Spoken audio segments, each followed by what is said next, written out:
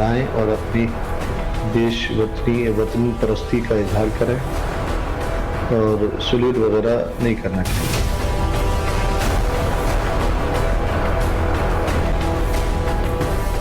इसमें जो जय हो का लफ्ज़ इस्तेमाल किया गया है, मुसलमान इसको ना पढ़ें।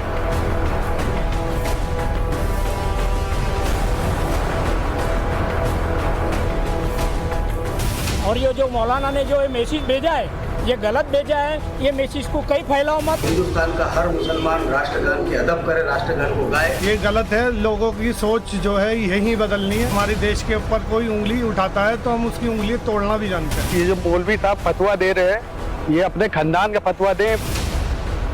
गौर से देखिए इस चेहरे को। नाम है वसीफ रजा। पोरबंदर की नगीना मस्जिद में मौलवी है। मुस्लिम समाज के एक व्हाट्सएप ग्रुप बहार शरीयत का एडमिन है और मुसलमानों को भड़काने और बरगलाने का काम करता है। मुस्लिम धर्म के लोग इस मौलवी से व्हाट्सएप ग्रुप पर सवाल पूछते हैं और ये मौलवी ऑडियो मैसेज के जरिए उन सवालों का जवाब देता है। धर्म का चोला ओढ़कर भड़काऊ बयान देने वाले वसीफ रजा जैसे मौलवियों के दिल में देश के खिलाफ कितनी नफरत भरी है, तिरंगे के खिलाफ कितना द्वेष भरा है, पहले वो सुनिए।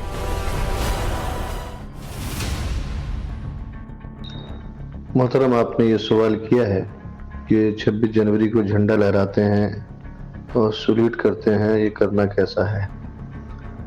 तो मोहतरम जनाब, जहाँ तक झंडा लहराने की बात है तो लहरा सकते हैं। ये एक कौमी निशान है और एक देश की पहचान है, लिहाजा उसको लहराने में कोई हर्ज नहीं है। अलबत्ता सलूट वगैरह नहीं करना चाहिए।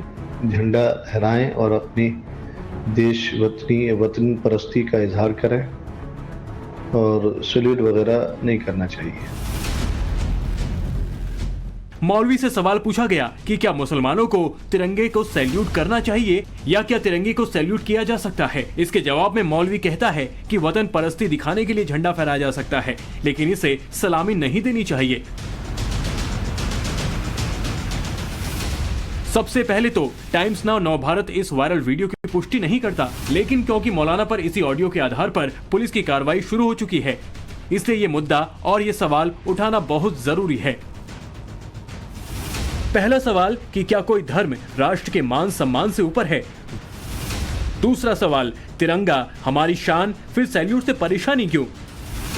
तीसरा सवाल, तिरंगे को सैल्यूट ना करने जैसी कट्टरपंथी सोच कहां से आती है।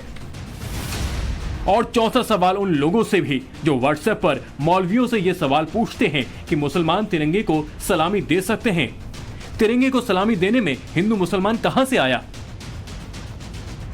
अब इस मौलाना का दूसरा ऑडियो भी सुन लीजिए, जिसमें राष्ट्रगान को लेकर इसकी सोच का सच सामने आया।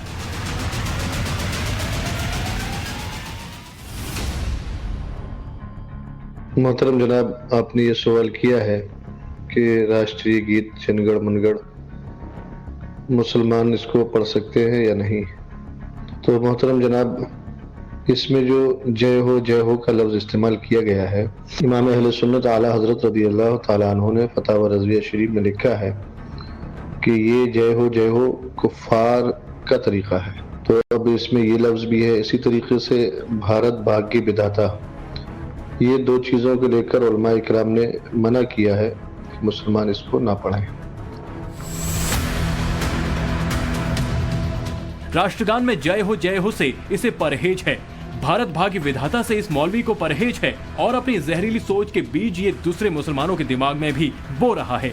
पुलिस की जांच में ये बात सामने आई है कि ये मौलाना वसीफ रजा का ये ऑडियो जनवरी महीने का है, जो अब वायरल हो रहा है। ऐसे में सवाल खड़े होते हैं कि जब राष्ट्र ही नागरिकों का भाग्य विधाता तो विरोध क्यों। जिस जमीन ने पाला पोसा उसके जैसे परहेज क्यों। इस्लाम के नाम पर वतन के खिलाफ जाने की नसीहत क्यों। और स्वतंत्रता दिवस से ठीक पहले जनवरी का ऑडियो कैसे वायरल हुआ। भारत का ये तिरंगा हवा के झोंकों से नहीं लहराता, बल्कि उन सैनिकों की आखिरी सांस से लहराता है जिन्होंने देश पर अपने प्राण न्यौछावर कर दिए। जिस देश के राष्ट्रगान में राष्ट्र को भाग्य विधाता बताया गया है, जिस देश की मिट्टी जितनी हिंदू की है उतनी ही मुसलमान की या किसी धर्म के मानने वालों की, उस देश के खिलाफ ऐसे मौलवियों की ऐसी सोच बहुत डरावनी बात है। इस देश का मुसलमान इन जैसे मौलवियों की तरह नहीं सोचता। उसकी वतन परस्ती पर न कभी किसी को शक था और न ही कभी होगा। वसीफ रजा जैसे मौलवियों पर देश के मुसलमान क्या सोचते हैं, इसकी पड़ताल हमने की। सबसे पहले सुनिए पोरबंदर के ही मुसलमान इस मौलवी के बारे में क्या क्या कह रहे हैं। मैं हिंदुस्तान का हूँ, हिंदुस्तान की मिट्टी ये मेरी माँ है, माँ को सलामी देना अपना धर्म है। 75 साल आज़ादी की चल रही है, आन बान के साथ सलामी भी देनी चाहिए और राष्ट्रगान भी गाना चाहिए। जो मौलाना ने कहा है वो गलत है, वो वीडियो खाली खाली वायरल कर रहे हैं, ऐसा करना नहीं चाहिए। अपना हिंदुस्तान है, 15 अगस्त के दिन हर हर घर तिरंगा लहराना चाहिए। नबी पाक का फरमान है कि हुब्बुल वतन निस्फुल ईमान, के वतन की मोहब्बत ये तुम्हारा आधा ईमान है। तो मैं चाहता हूँ कि हिंदुस्तान का हर मुसलमान राष्ट्रगान की अदब करे, राष्ट्रगान को गाए और ध्वज को सलाम करे, ध्वज को सैल्यूट करे। ये जो बोला ये जाहिल किसी के जाहिल पने से कहा है।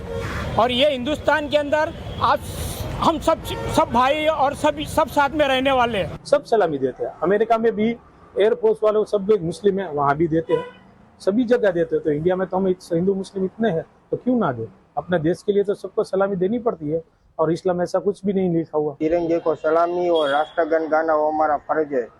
तो हम देश में रहते हैं, उसके लिए हमको एक तिरंगे को सलामी देना तो जरूरी है। वो हमारे देश की आन बान और शान है। हमारा स्वातंत्र दिन का सेलिब्रेशन शुरू हो चुका है और ऐसे वक्त में ये बात लाना, मैं इसकी आलोचना करता हूँ, निंदा करता हूँ, भर्त्सना करता हूँ। आपने सुना, देश का मुसलमान इस मौलाना की सोच के सख्त खिलाफ है। वो कह रहा है कि तिरंगा झंडा उनकी आन बान और शान है। लखनऊ, पटना, भोपाल, मेरठ जैसे देश के अलग अलग हिस्सों से भी रिएक्शन आए।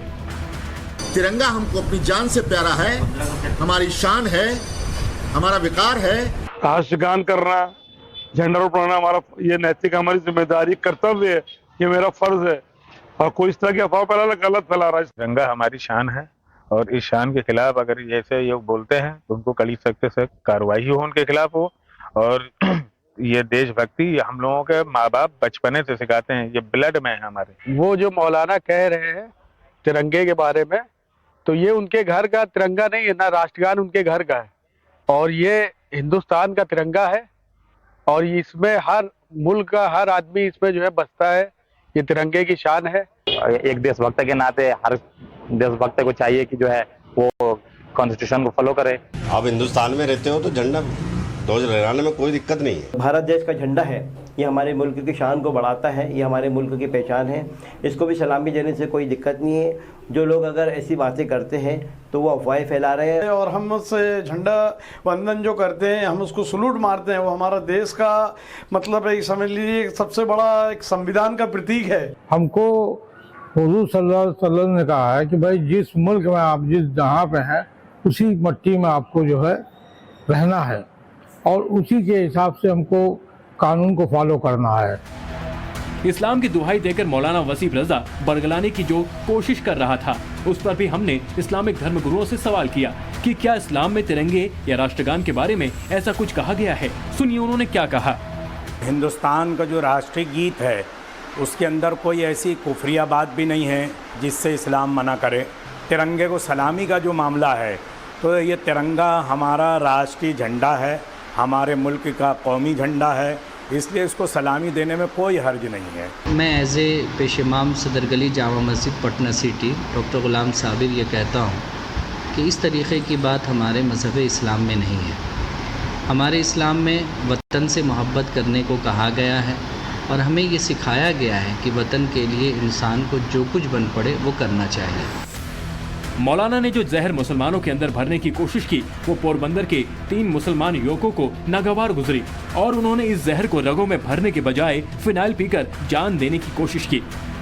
भाई हूँ शकील गादरी, हूँ सोहेल इब्राहिम परमार, મારું નામ ઇમ્તિયાઝ અરુણ સિપાઈ। આજે અમે ત્રણેય ભેગા મળી અને દવા પીએ છે। અમને મુસલમાન કોમમાં બદનામ કરવાની આ 7-8 જણા છે એ હેરાન કરે છે બહુ ને બદનામ કરે છે, એટલે આજે અમે દવા પીએ છે। અમારા ઉપર ખોટા ખોટી ફરિયાદો કરાવે છે। કોઈ ગુનો નથી બન્યો, અમે તો શરિયતનો મસલો એક આવ્યો તો એ પૂછવા ગયા, એમાં અમને ખોટા ખોટા હેરાન કરે છે। એટલે આજે હું ઇમ્તિયાઝ અને સોહિલ તને દવા પીએ છે।